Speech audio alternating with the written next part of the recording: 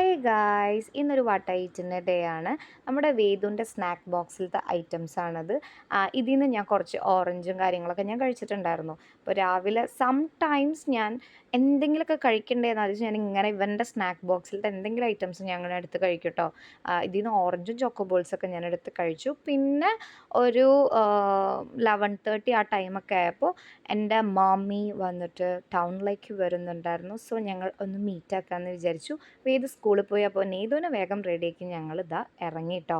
അപ്പോൾ ഞങ്ങളിതാ ആടിപ്പാടി നടന്ന് ഞങ്ങളിതാ പോവാണ്. ഞങ്ങൾ നേരെ പോയത് ഇന്ത്യൻ കോഫി ഹൗസിൽ നിന്നൊക്കെയാണ്. ഞാൻ അവിടെ നിന്ന് ബിരിയാണി കഴിച്ചു. മൈ മോമി ജി മീൽസാണ് കേട്ടോ കഴിച്ചത്. നല്ല കുഴപ്പമില്ലാത്തൊരു ബിരിയാണി. ഓക്കെ. അതൊക്കെ കഴിച്ച് തിരികെ വരുമ്പോൾ എനിക്ക് കപ്പ വറുത്തതൊക്കെ മേടിച്ച് തന്നിട്ടുണ്ടായിരുന്നു. അപ്പോൾ ഈവനിങ് ആയപ്പോൾ കപ്പ വറുത്തതൊക്കെ ഞാൻ നല്ല പോലെ തട്ടി ഗൈസ്.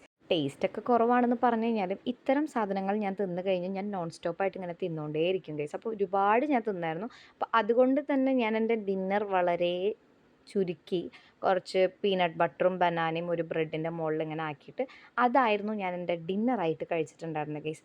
അപ്പോൾ അത്രയൊക്കെയുള്ളൂ. ടാറ്റാ.